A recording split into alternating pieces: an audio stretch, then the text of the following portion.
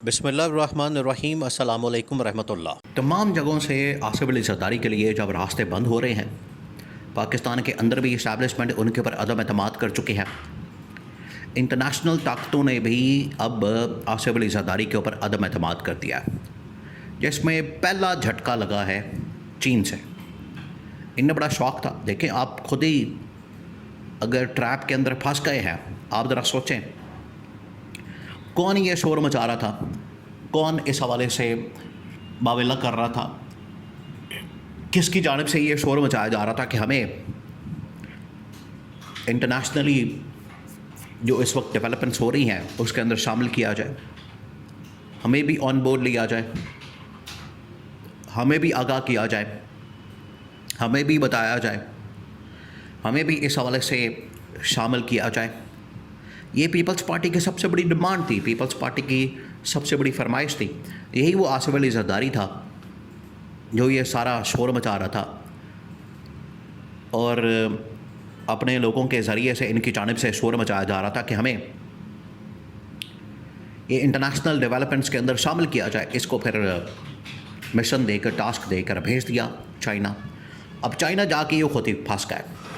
China में असल में चीन की इंतज़ामिया, चीन की गवर्नमेंट, उनकी लीडरशिप ने ना सिर्फ आसिफ अली ज़रदारी के ऊपर बल्कि मौजूदा सिस्टम और निज़ाम के ऊपर अदम एतमाद कर दिया। तो अब आसिफ अली ज़रदारी के लिए पाकिस्तान के अंदर और इंटरनेशनल लेवल के ऊपर ऑपरेट करना नामुमकिन हो गया। एक और जो बड़ा टास्क दिया गया आसिफ अली ज़रदारी को, ये था कि आप चीन को कन्विंस करने के साथ साथ यूएई को भी कन्विंस करें। जब पिछले दिनों, अब आप ज़रा इमेजिन करें ये कितना एक हैरानकुन किस्म का मामला। पिछले दिनों जब यूएई ने पाकिस्तान से पैसे मांगे अपने कि हमारा $3.5 अरब वापस किया जाए, वो $3.5 अरब जो तकरीबन 30-40 साल से पाकिस्तान के पास मौजूद है, उसको वापस किया जाए। वापस करने के बाद इन्होंने कहा कि हम ये पैसा तो आपको वापस कर देते हैं, लेकिन ताल्लुकात बिगड़ सकते हैं, ये पाकिस्तान ने कहा।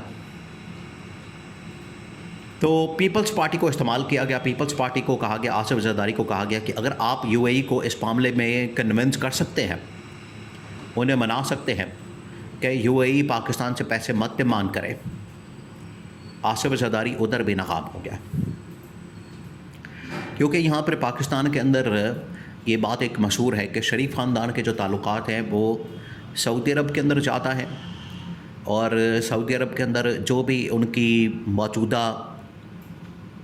लीडरशिप है उनके अंदर शरीफ ख़ानदान के ताल्लुकात है, और यूएई के अंदर यूएई की लीडरशिप में ज़रदारी ख़ानदान का बड़ा असर रसूख है, इन्फ्लुएंस है। तो इस वजह से आसिफ ज़रदारी को कहा गया कि आप यूएई की जो टॉप लीडरशिप है उनको कन्विंस करें, कायल करें कि पाकिस्तान के हालात बड़े बुरे हैं, पाकिस्तान की कंडीशन बहुत बुरी है, इन हालात में पाकिस्तान पैसे वापस नहीं कर सकता। तो आप एक काम करें, आप थोड़ा और डिले कर लें, हमें मार्जिन दे दें, 2 साल का, 4 साल का, 5 साल का हमें टाइम दे दिया जाए। यूएई ने इनकार कर दिया। तो आसिफ अली ज़रदारी इस महाज के ऊपर भी नाकाम हो गया। चाइना गए, चाइना के अंदर भी नाकाम। चाइना ने भी टोटल अदम एतमाद, और ये उन्होंने पहली बार पैगाम किसी भी टॉप लेवल के शख्स के सामने रखा। नॉर्मली उनकी जानिब से सफारती सतह के ऊपर ख़बरों के अंदर अखबारात के ज़रिए, सोर्सेस के ज़रिए से या इंटरनेशनली किसी और के ज़रिए से पैगाम दिया जाता था, लेकिन ये पहली बार हुआ है कि चाइना ने डायरेक्ट मैसेज जो आसिफ ज़रदारी दौरा करने गया, इनको ये पैगाम दिया, तो उनको बता दिया। तो अब आसिफ ज़रदारी तो पाकिस्तान के अंदर इस्टेब्लिशमेंट के हाथों भी इस वक्त फारिग होना लिखा जा चुका है कि आसिफ ज़रदारी को फारिग करना है। ये इस्टेब्लिशमेंट ने फाइनल कर लिया। इंटरनेशनल जो 2 बड़ी ताकतें हैं, यूएई और चाइना, वहाँ से जो थोड़ी बहुत सपोर्ट की उम्मीद थी, वहाँ से जो चांस था कि सपोर्ट मिल सकती है, वो सपोर्ट भी नहीं मिली। तो उसके बाद तो आसिफ अली जरदारी के पल्ले कुछ नहीं बचा, यही वो दो रास्ते थे। अब होगा ये, अब क्योंकि आसिफ अली जरदारी को पता चल गया कि पाकिस्तान के अंदर भी जो इस्टेब्लिशमेंट है वो पीछे हटने जा रही है, और इंटरनेशनल लेवल के ऊपर भी जो सपोर्ट थी यूएई की, फिर उसके बाद चाइना की, वो ख़त्म हो चुकी है। तो उसके बाद अब आसिफ अली जरदारी के पास ऑप्शन ज़्यादा नहीं बचा, उनके पास ऑप्शन बड़े थोड़े हैं।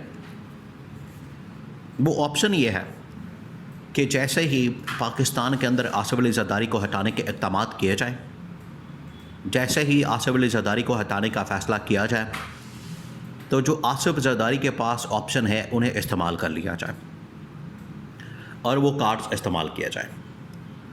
अब पीपल्स पार्टी के साथ मुलाकात हुई, इसी वजह से जाते जाते आसिफ अली जरदारी ने पंजाब का भी दौरा किया, इससे पहले सिंध का दौरा किया। अब वहाँ से डायरेक्ट उनकी लैंडिंग होनी है सिंध के अंदर, पहले ऐवान सदर के अंदर, उसके बाद सिंध के अंदर। अब ऐवान सदर के अंदर उनके जाने आने के चांसेस बड़े कम है। उसकी वजह क्या, देखें, जिन दिनों में आसिफ जरदारी को भेजा गया, सिंध के अंदर भेज दिया गया, बाहर भेज दिया गया, उन दिनों में ऐवान सदर के अंदर असल में इस्टेब्लिशमेंट का कब्ज़ा हो चुका है। इस्टेब्लिशमेंट मुकम्मल कंट्रोल हासिल कर चुकी है ऐवान सदर के ऊपर। अब ऐवान सदर आसिफ जरदारी के पास नहीं है, ये इस्टेब्लिशमेंट के कंट्रोल में आ चुका है। तो अब डायरेक्ट वो जैसे ही सिंध के अंदर लैंड करेंगे, पंजाब की रिपोर्ट, सिंध की रिपोर्ट, 18वीं तरमीम के ख़ात्मे के मतलब 28वीं तरमीम, NFC अवार्ड, तमाम चीज़ों के मतलब रिपोर्ट जो है वो आसिफ जरदारी के सामने रख दी जाएगी और देखा जाएगा कि किस तरीके से आगे मामलात बढ़ सकते हैं। अब जो फ़ाइनल फैसला किया गया, फ़ाइनल कार्ड खेलने का 2-3 बड़े कार्ड हैं। उसके अंदर एक तो ये कि जाते जाते आसिफ जरदारी बदला लेने के लिए, इंतकाम लेने के लिए शहबाज शरीफ को बरतरफ करके जाए, और शहबाज शरीफ की बरतरफी इस वक्त एक ऑप्शन है कि शहबाज शरीफ को बरतरफ कर दिया जाए, इसकी छुट्टी कर दी जाए और इसको घर भेज दिया जाए, और साथ ही असम्बलियाँ डिसॉल्व करने का नोटिफिकेशन निकाल दिया जाए। दोनों चीज़ें पैरेलल की जाए, एक तरफ तो शहबाज शरीफ को फारिग कर दिया जाए, बरतरफ कर दिया जाए, दूसरी जानिब जो असम्बलियाँ हैं उनको भी डिसॉल्व कर दिया जाए। तो जाते जाते कम से कम आसिफ अली जरदारी अपना काम डाल के जाए और अपना बदला लेकर जाए। ये अब पीपल्स पार्टी के सोर्सेस ने कन्फर्म कर दिया कि बिल्कुल आसिफ अली जरदारी के पास ये एक आखिरी उम्मीद थी चाइना की कि वहाँ से सपोर्ट मिल गई तो ठीक है, पर यहाँ पर सर्वाइवल हो सकता है, लेकिन अब सर्वाइवल के चांसेस ज़ीरो हो चुके हैं। तो उसके बाद पीपल्स पार्टी ने कहा कि आसिफ जरदारी जाते जाते शहबाज शरीफ की बरतरफी और असम्बलियाँ तहलील कर सकता है।